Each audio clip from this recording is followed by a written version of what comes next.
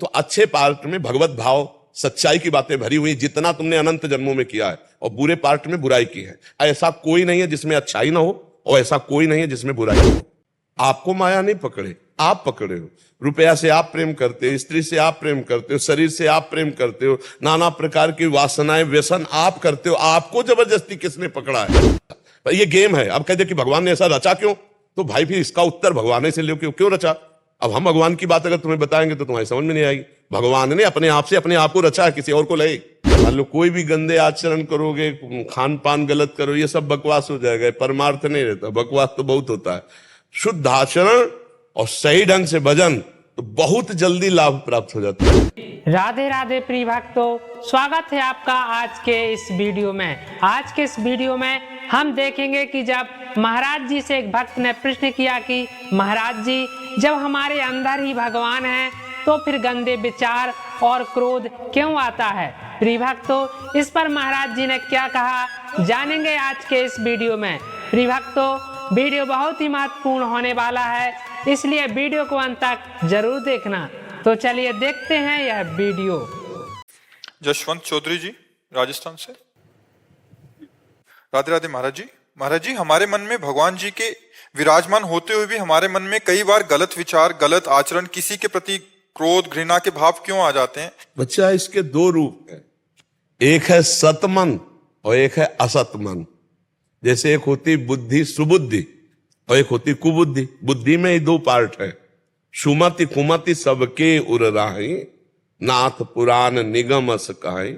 जैसे विभीषण जी वर्णन करना रावण से कि सुमति और कुमति दो होती हैं, ऐसे सुमन और कुमन होता है। एक कुमार्गगामी मन होता है, एक सुमार्गगामी मन होता है। वही मन तुम्हें बुरा महसूस करेगा। देखो, जैसे तुमने 5 मिनट नाम जपने का नियम लिया, अब उस 5 मिनट में आपसे कोई बात करने आवे तो आपके मन को बुरा लगेगा कि मेरे 5 मिनट के भजन में हमसे बात करने क्यों आ रहा है। तो मन का एक अच्छा पार्ट है और एक बुरा पार्ट है। जैसे बुद्धि में एक सुबुद्धि है, एक कुबुद्धि है। तो अच्छे पार्ट में भगवत भाव सच्चाई की बातें भरी हुई, जितना तुमने अनंत जन्मों में किया है, और बुरे पार्ट में बुराई की है। ऐसा कोई नहीं है जिसमें अच्छाई ना हो, और ऐसा कोई नहीं है जिसमें बुराई ना हो। क्योंकि शुद्ध स्वर्ण का आभूषण नहीं बनता, उसमें मिलावट होती है। ये मानव शरीर बना ही मिलावट से है, पाप और पुण्य से। अब हमको इसको शुद्ध करना है। जैसे कसौटी में कस के सोना शुद्ध किया जाता है, ऐसे तपस्या और भजन से हमें अपने मन को शुद्ध करना है। उसके उस गंदे विभाग को हमें पवित्र करना। सबका मन कितना भी गंदा आदमी हो, कितना भी गंदा हो, उसमें थोड़ा सा अंश पवित्रता का जरूर होगा। बहुत कतली है, बहुत चोरी करता है, लेकिन उसका एक पार्ट पवित्र होता है। अब अधिकतम या न्यूनतम ये इसमें देखा जाता है। कोई अधिक पाप वाला स्वभाव वाला होता है, कोई अधिक पुण्य वाला होता है, लेकिन ये दोनों पार्ट होते हैं। तो देखो, कभी कभी मन अच्छी सलाह देता है। जैसे आपको वृंदावन लाया, साधु संग करवा रहा है, ये मन ही तो करवा रहा है, नहीं मानते हो ना। अगर मन ना कहता तो तुम नहीं आ सकते थे, जबरदस्ती नहीं आए हो, मन राजी हुआ तब तुम आए हो। अब वो गलत मार्गों में जो ले जा रहा है, ये गेम रचा है भगवान ने। दो विभाग करके, एक सत एक असत। असत के आकर्षण से बच जाओ, सत में स्थित हो जाओ तो भगवान के पार्षद, और असत में स्थित हो गए तो फिर पुनरपि जननम पुनरपि मरणम पुनरपि जननी जठरे शयनम। अब कहते खेल क्यों रचा है, तो फोन करके भगवान से पूछ लेना क्यों रचा है।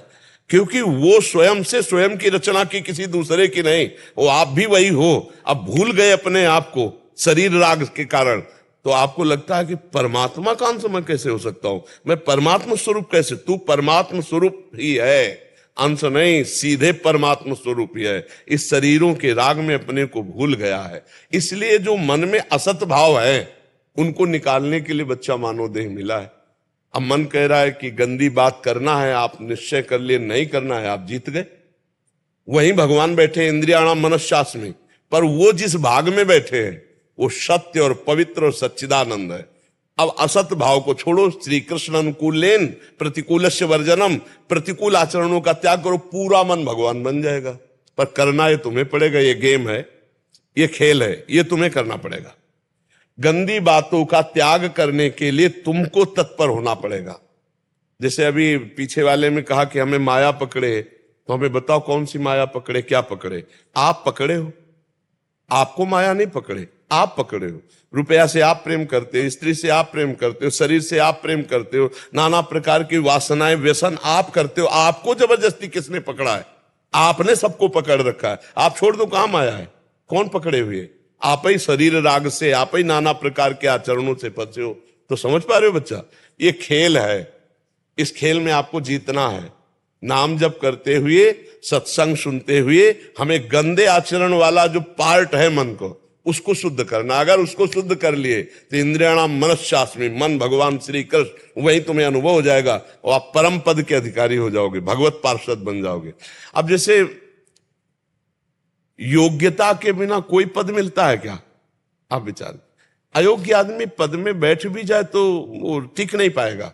तो ऐसे ही भगवान का जो परम पद है वो परमेष्ठी ब्रह्मा के भी पद से श्रेष्ठ है। जैसे अपने भारत में राष्ट्रपति पद है, तो इससे श्रेष्ठ जो है देवलोक के पद है।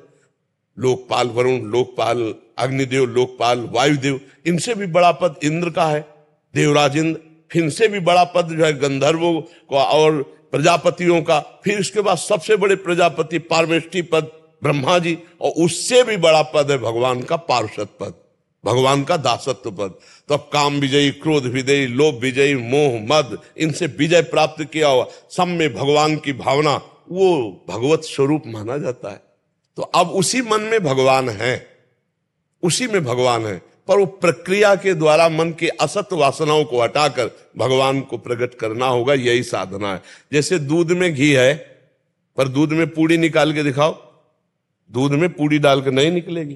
प्रक्रिया है, दूध गर्म करो, उसको दही जमाओ, फिर उसका मंथन करो, फिर मक्खन निकालो, फिर उसका दही वो निकलेगा घी।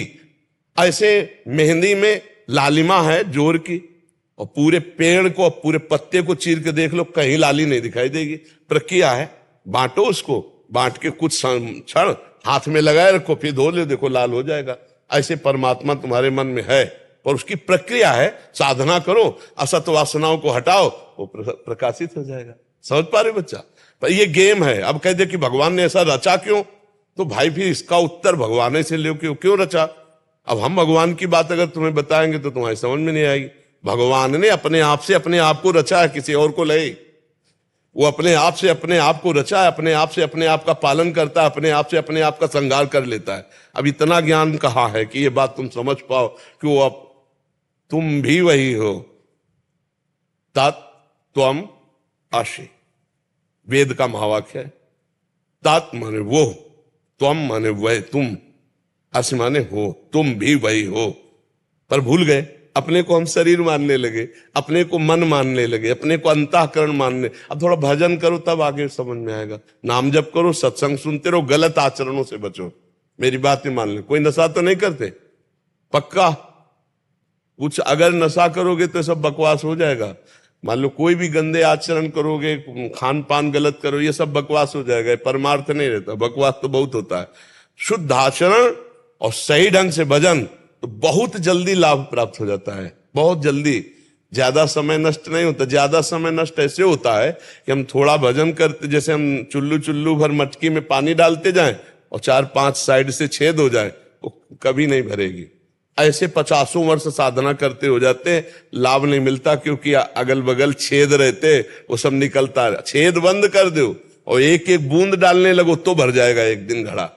तो छेद बंद करना, ये असत आचरण, पापाचरण को रोकना है। ठीक है? हाँ, तो प्रिय भक्तों, आपने देखा कि किस तरह से महाराज जी ने इन भक्त को समझाते हुए उनके प्रश्न का जवाब दिया। प्रिय भक्तों, महाराज जी की वाणी का एक एक शब्द प्रेरणादायक होता है। प्रिय भक्तों, आपको यह वीडियो कैसा लगा कमेंट बॉक्स में जरूर बताना। अगर वीडियो पसंद आया हो तो कृपया वीडियो को लाइक एवं चैनल को सब्सक्राइब जरूर कर लेना। चलिए चलते हैं, अगले वीडियो में फिर मिलेंगे। तब तक के लिए जय श्री सीताराम, जय श्री राधे श्याम।